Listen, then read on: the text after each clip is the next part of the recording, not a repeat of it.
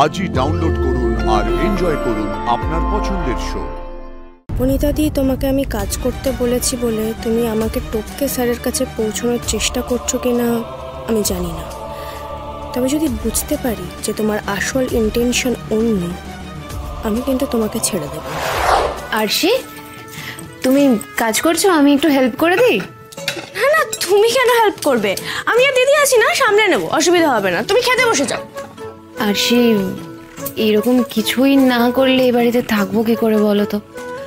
মানে দেখো, আমার এরকম হঠাৎ করে উড়ে এসে জুড়ে বসাটাতে তো সবারই অসুবিধা হচ্ছে, সেটাই স্বাভাবিক। কিন্তু তুমিও যদি আমার সাথে... আরে না না, আমি কিন্তু এভাবে বলিনি, তুমি ভুল ভাবছো।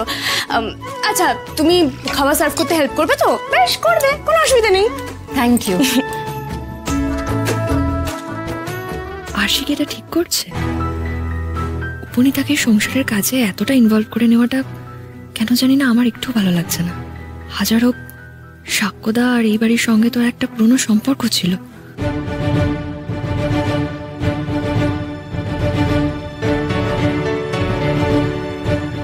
কাকিমা, চিকেনের মেটে আছে, তোমার পছন্দ তো?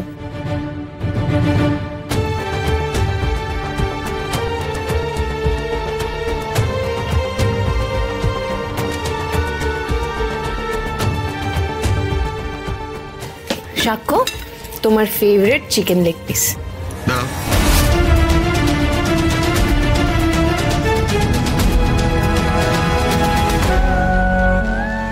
কি হলো? আমি এই চিকেন খাবো না। কেন? আমি দিচ্ছি বলে? তাহলে এই মেয়ে এখন এত প্রশ্ন করছে কেন? দাদুভাইয়ের সঙ্গে নিজেই তো সব চুকিয়ে বুকিয়ে চলে গেছিল, এখন আবার আদেকলে পড়া করছে কেন? এমন ভাব করছে যেন বাড়ির বউ।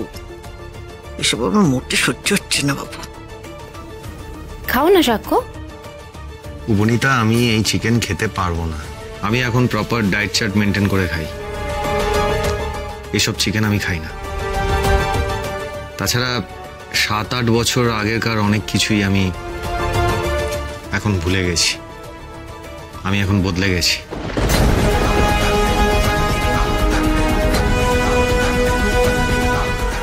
একদমই তাই। এখন ব্যাপারটা পুরোটাই অন্যরকম। এখন আমার ছেলে সুপারস্টার সাক্ষ্যজিৎ চ্যাটার্জি। এই যে স্যার, আপনার চিকেন স্টু আর ব্রাউন ব্রেড খান।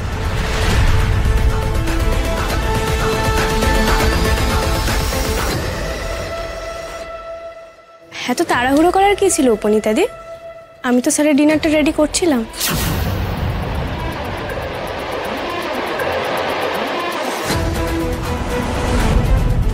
উপনীতাদি, তোমাকে আমি কাজ করতে বলেছি বলে তুমি আমাকে টপকে স্যারের কাছে পৌঁছানোর চেষ্টা করছো কিনা আমি জানি না, তবে যদি বুঝতে পারি যে তোমার আসল ইন্টেনশন অন্য, আমি কিন্তু তোমাকে ছেড়ে দেব না।